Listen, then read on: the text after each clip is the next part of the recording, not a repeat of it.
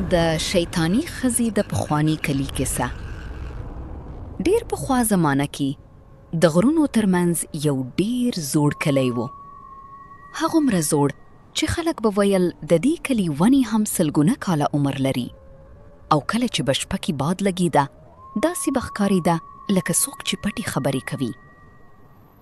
د دې کلي خلک له یوې خبرې ډیر ویرېدل. هغه وه یوه شیطاني ښځه.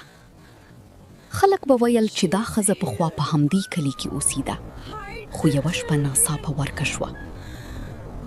له هغې وروسته به هره شپه په کلي کې عجیب عجیب غږونه اورېدل کېدل. کله به چا د خلکو دروازې ټکولي، کله به د کړکیو پر شیشو نوکان راښکل کېدل، او کله به د شپې په تیاره کې یوه ویرونکي خندا خپرېده. ها ها ها. د کلي ماشومان به د شپې له ویرې کورونو ته ننوتل. سپین زیري به ویل شپه کې بهر مه وځئ، شیطاني ښځه ګرځي. په کلي کې یو زړور هلک اوسېده چې نوم یې احمد و. احمد ډیر تجسس لرونکی و. هغه به له هر چا پوښتنه کوله، دا شیطاني ښځه څوک ده؟ ولې څوک رشته نشي لیدلی؟ خو خلک به یوه ته ویل څوک چې هغه وویني بیا هیڅکله پخوا غوندې نه پاتې کېږي. یوه شپه د احمد پرېکړه وکړه چې حقیقت به معلوموي. کله چې ټول خلک ودې شول، هغه په پټه له کوره ووت او یوه څراغچۍ له ځان سره واخیسته او د کلي په تشو کوڅو کې روان شو. شپه ډېره تیاره وه، باد سخت چلیده، د ونو څانګې یو پر بل لګېدې. ناڅاپه هغه لرې یوه ښځه ولیده چې سپینې جامې یې اغوستې وې، اوږده اوږده ویښتان یې لرل او سترګې یې د اور غوندې سرې ځلېدې. د احمد زړه ډېر تیز درزېده. ښځه ورو ورو هغه ته راوګرځېده او په ویرونکي غږ یې ویل، ته دلته ولې راغلی؟ احمد وډار شو، خو بیا یې هم زړه قوي کړ او وی زه غواړم پوه شم چې ته ولې د کلي خلک ویروي. شیطاني ښځه په لوړ غږ وخندل، ځکه دې کلي له ما سره ظلم کړی و. احمد حیران شو او پوښتنه یې وکړه، څه ظلم؟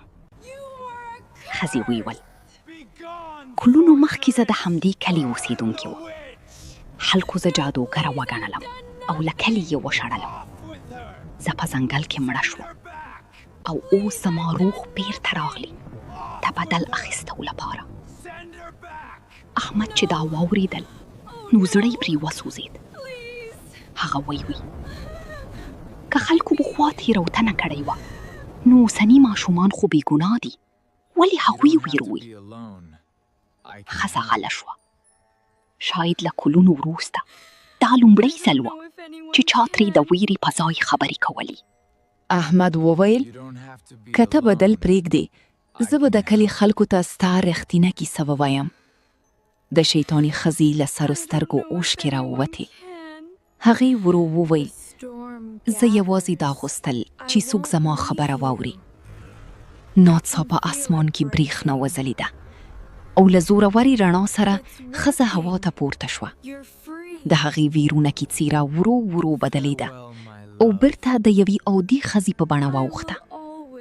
هغې مسکا وکړه او ویل، ته لومړني انسان یې چې زما له ویرې پرته دې زما خبره واورېده. ته زما د زړه غصه ختمه کړه. دا یې وویل او په رڼا کې ورکه شوه. سبا سهار احمد ټول کلیوال راټول کړل او ټوله کیسه یې ورته وکړه. ټول خلک د خپلې پخواني تېروتنې له امله شرمنده شول. هغوی د هغې ښځې په یاد د کلي په منځ کې یو څراغ بل کړ او دعا یې وکړه چې روح یې ارام ومومي. له هغې ورځې وروسته نور هیڅکله په کلي کې ویرونکې خندا ونه اورېدل شوه. نه د دروازو تک تک وشو، نه د کړکیو خراشونه راغلل. او ټول خلک پوه شول چې کله ناکله د تر ټولو ویرونکي څېرې تر شا هم یوه غمجنه کیسه پټوي. سبق: د چا په اړه باید یوازې د خلکو په خبرو باور ونه کړو، ځکه هر انسان خپله کیسه لري. که دا کیسه مو خوښه شوه نو چینل سبسکرایب کړئ، ویډیو لایک کړئ، شیر یې کړئ او کومنټ کې ضرور ولیکئ چې بل ځل کومه کیسه غواړئ.